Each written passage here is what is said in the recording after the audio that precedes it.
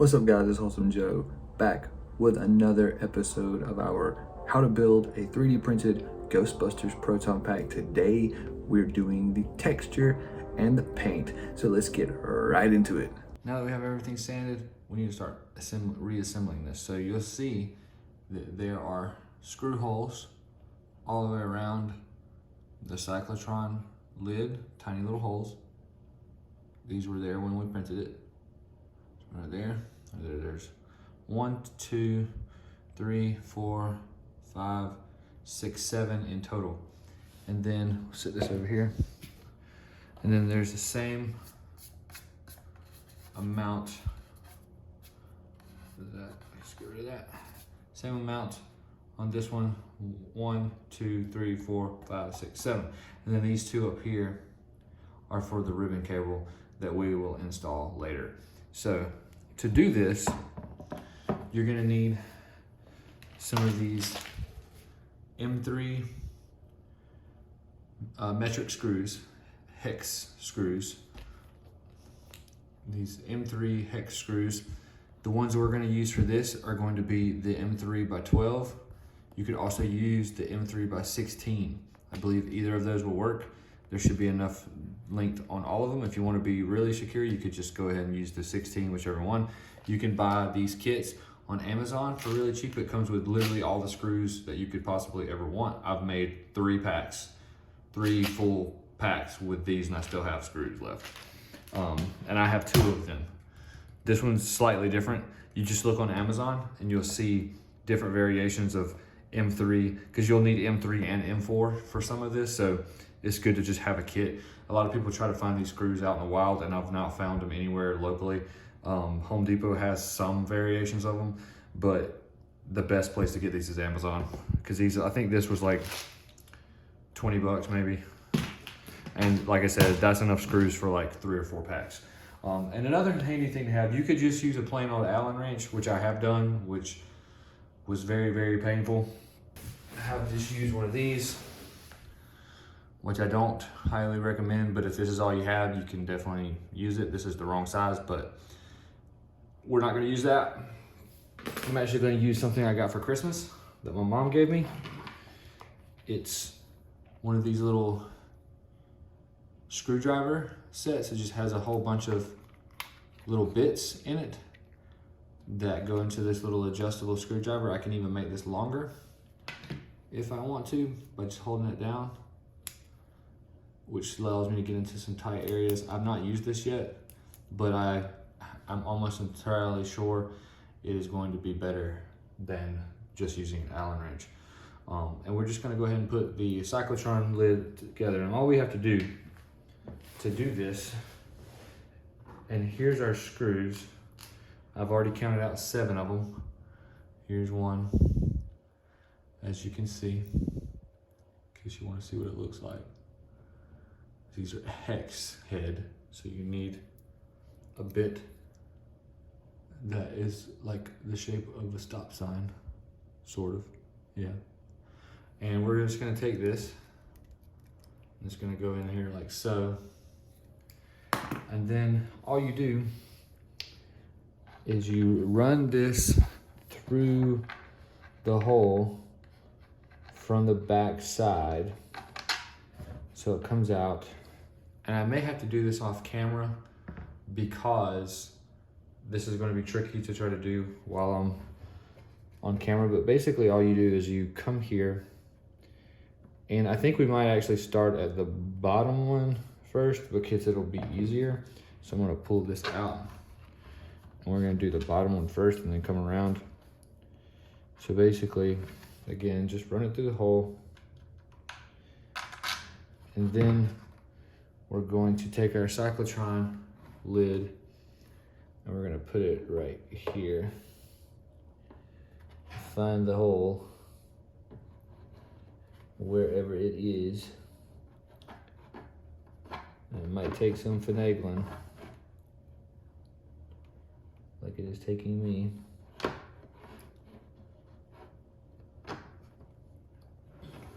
Bear with me. So I'm gonna go ahead and do this off camera, Basically, you're gonna line it up. You're gonna screw this up into the cyclotron lid. This is one of the only parts where you don't really need a nut or anything. It just goes right through it. So I'll be right back after I get this screwed on. So screw it in just like so. Okay, pretty much just almost as tight as it'll go.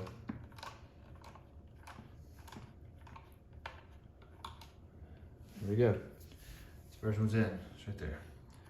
And now the others should be really easy. So we're just gonna go ahead and do this. You got this. Put them all in there.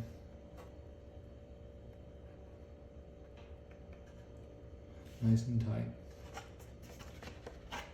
It's all one piece now. Nice.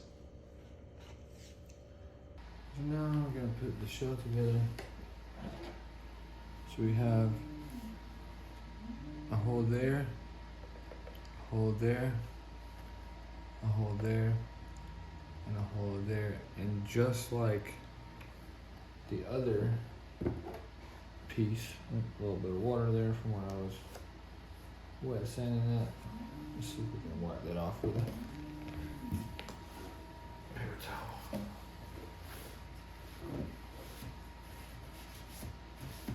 There we go. And then this one has one here, one here, one here, and then the two right here. So we're gonna do the same thing with the screws. I'm gonna put these back together. At this point, you're just connecting all your pieces together. They go together kind of like a puzzle, so it's pretty easy to tell which parts go to which ones, and it will depend on which version of the Proton Pack files that you did print. In this case, I think this is a Mark II, and I might be wrong on that, but you are probably printing the Mark IV if you are watching this video in 2024. I like to place my shell onto like a pillow or a cushion or something face down so that it doesn't get damaged or scratched up while I'm screwing it together. Now, a lot of people like to use glue in between these parts. I don't really find that you need to do that. The screws hold it just fine, and I think sometimes if you need to do any kind of maintenance or take this stuff apart, gluing it together will make that a lot more difficult to do. I don't know why you would need to do that, but just in case you do. We now return to the real Ghostbusters. All right. So in order to texture it, we're gonna remove the bumper. So basically, there's a lot of schools that thought about this. You can either, whether or not you want texture at all, or what you want to texture. In my case, I want to have the cyclotron texture. I want to have the sync generator texture, which is all of this part, all of this up here. Some people texture these plates. Some people say they're not textured. I looked at a lot of reference photos. They look textured to me. It's very subtle texture, and because I didn't get these perfectly smooth, I think it'll look better with texture. And it's at the bottom of the pack, so you can't really see it anyway. And I just think it looks more uniform. So I'm gonna texture those two, but some people don't. Some people choose to keep those. They just mask off of these bottom parts right here. Hopefully you can see that. And then the ribs don't get textured. The front plate, the front faces of the crank box, the crank generator, do not get textured. The ribs on that also do not get textured. And then this box, the ribs don't get textured, but the inside of it does. This gets textured, and then the inside of the ribs on the other side gets textured, and then pretty much everything else gets textured. So we're gonna mask it off. I've got 3 different rolls of tape here. I got some green, some regular roll masking tape, a little bit of blue left, that's all I have.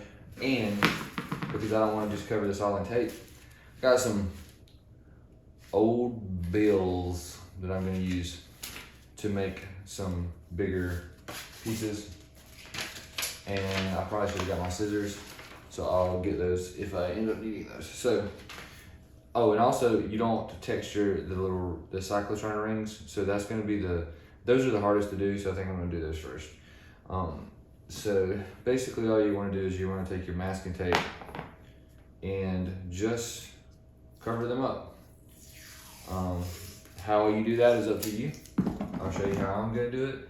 And basically what I do, and this doesn't even have to be perfect because like we've been saying this entire time, the proton packs were kind of cobbled together. So they don't have to be, the masking doesn't have to be perfect. Just as long as it mostly covers, like that. Okay. And that one, I might have to take a little bit of sandpaper to this little section here. It's not quite smooth. That'll be good. You might see some spots that need to be sanded. If you do, you can just go ahead and sand them, like I'm doing here. That ought to do it. All right, and so then you see that's not sticking too well, so I might switch to the other tape. This tray is blue.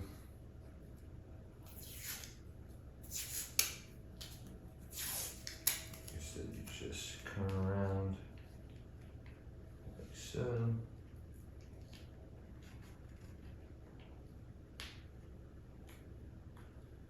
Doesn't have to be exactly perfect.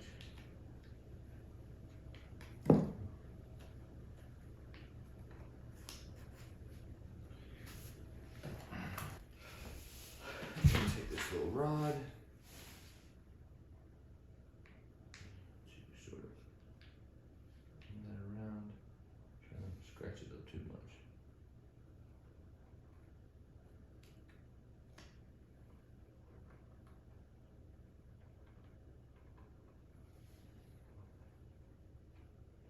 Okay, like so. Okay.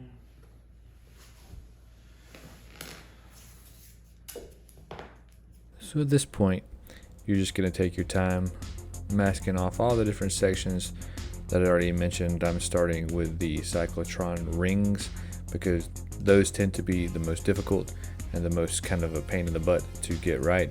Like I said, you don't have to get them exactly right, just get them as close as possible. You want to get up to the edge so the texture doesn't go on the rings themselves, because you want to make those nice and smooth when you add your texture. You don't want any texture on the tops of those rings.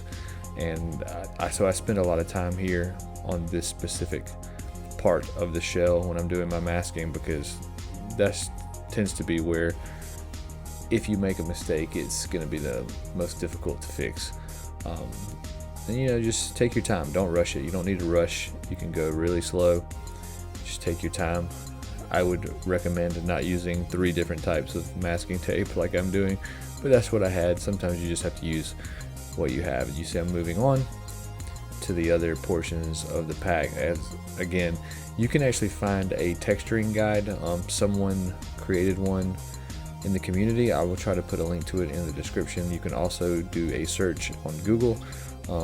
There's a couple of threads on GB Fans where other people have already figured out where the most idealized areas to place the texture.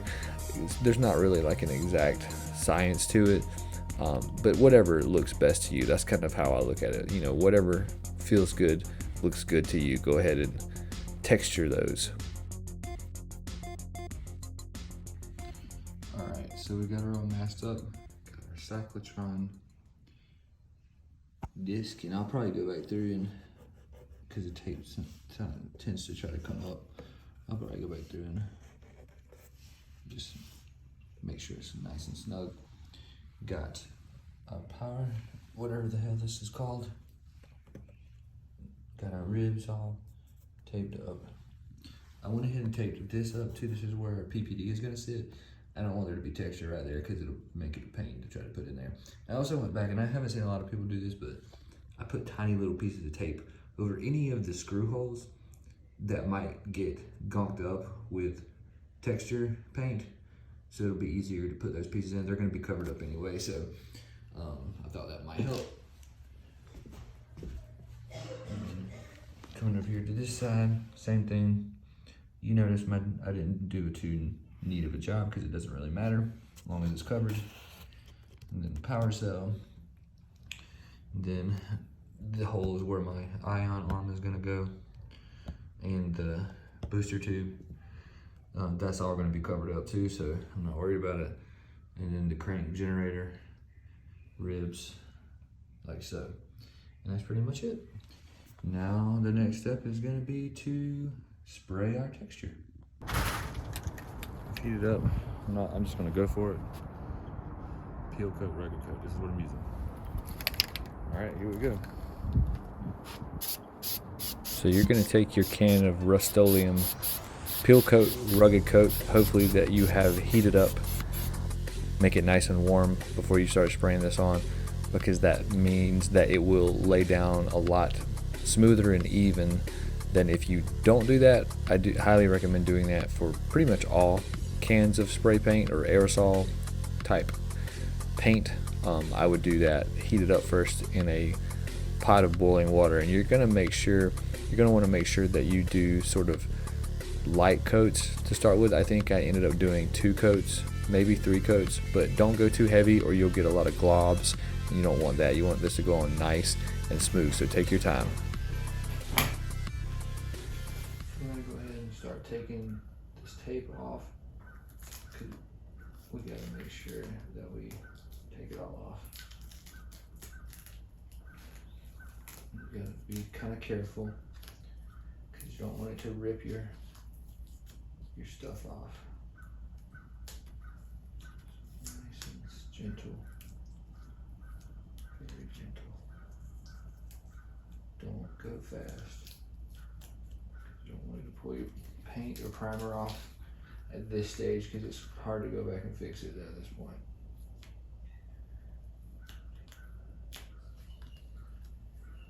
This tape stuck better than I thought it was going to.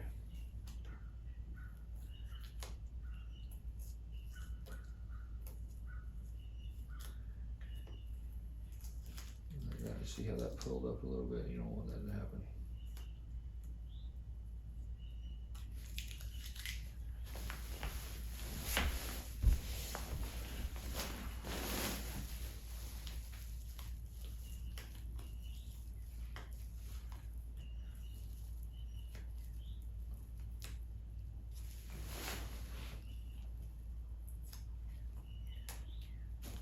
That was a little bit tricky. Fix it. So if that happens, you should stop and trim it.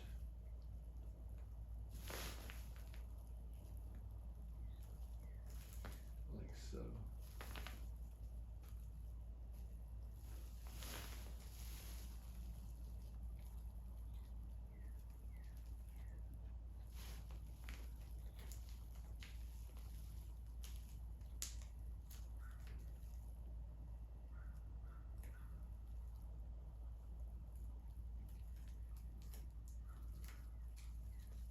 Don't forget to like and subscribe if you like this video and you want to see more content like it. Now I'm just trying to fix my mistake that I made with a little bit of peeling coming up, and now we're just gonna go ahead and remove the rest of the masking tape. And this is kind of the most satisfying part of this, removing all this masking tape. You get to have that little sort of two-tone primer gray, you know, look. I kind of like how this looks before you even paint it. And of course you can see all the areas that we have now textured, you know, and all the areas that are going to remain smooth. And you can see my rings are completely smooth. I've got a little bit of rough areas around the edges because a lot of people like to use truck bed liner, and I find that the texture of truck bed liner is too fine and it doesn't really match the actual texture that was on the packs, and so that's the reason why I like to use this stuff.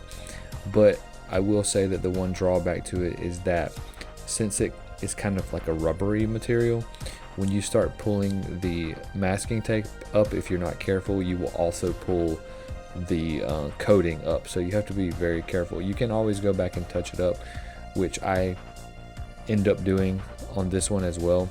I just use a little brush or a Q-tip to kind of go back in, and I'll spray some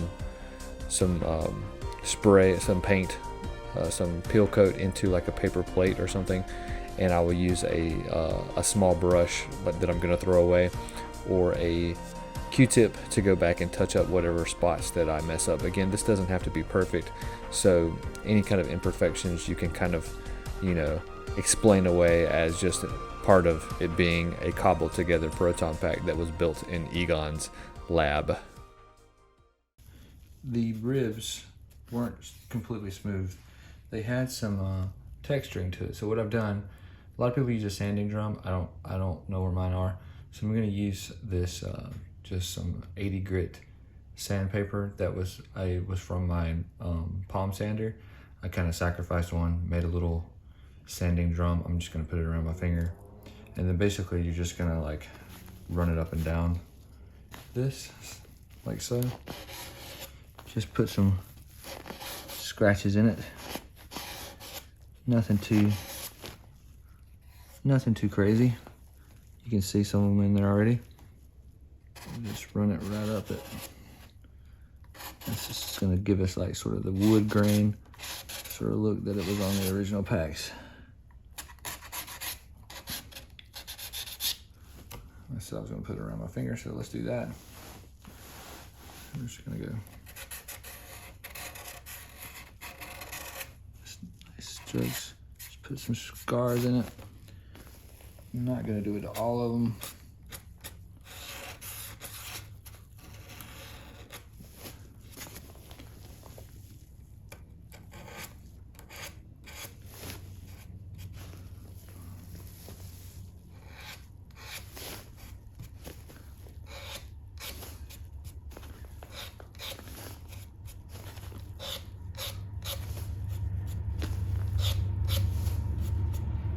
Nice.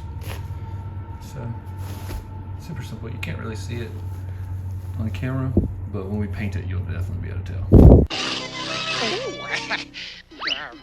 We now return to the real Ghostbusters. Remember earlier when I mentioned that you should always heat up your spray paints?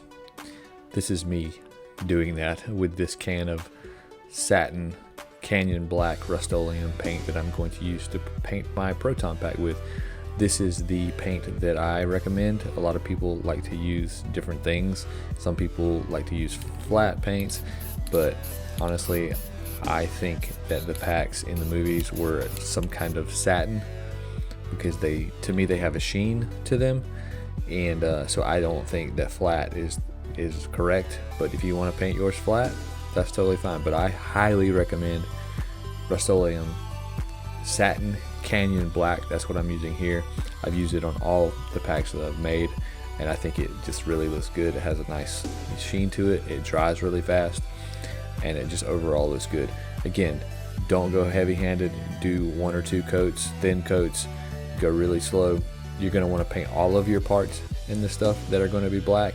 As you see, I've kind of got ahead a little bit and painted all of my parts as well. Any of the ones that are going to be Canyon Black, or black as it were, and then I snuck in a little bit of Rust-Oleum Silver on these shock mounts. Can you guess which one is resin and which one is PLA? Alright, so that's it guys. You now know how to texture and paint your 3D printed proton pack. The next video, we're going to go over all of the nitty gritty of the proton pack. We're going to start adding all of our tubes. We're going to start putting all of our pieces together. We're going to get into all of the finer details of building your proton pack, and it's really going to start looking like what you see on screen in the 1984 hit film Ghostbusters, if you've seen it before. Now, you may not have noticed, but I am wearing a new shirt in this video that I got from my good friend Jody. She put this together for me. I think it's pretty cool. If you like it, you want to wear one, support me, support the channel, let me know in the comments, and I will make sure these are available. Yeah, so until next time, if you like this video, you want to see more videos like it, you like my tutorials, and you want to see more tutorials, make sure to smash that like and subscribe. Thanks, and until next time.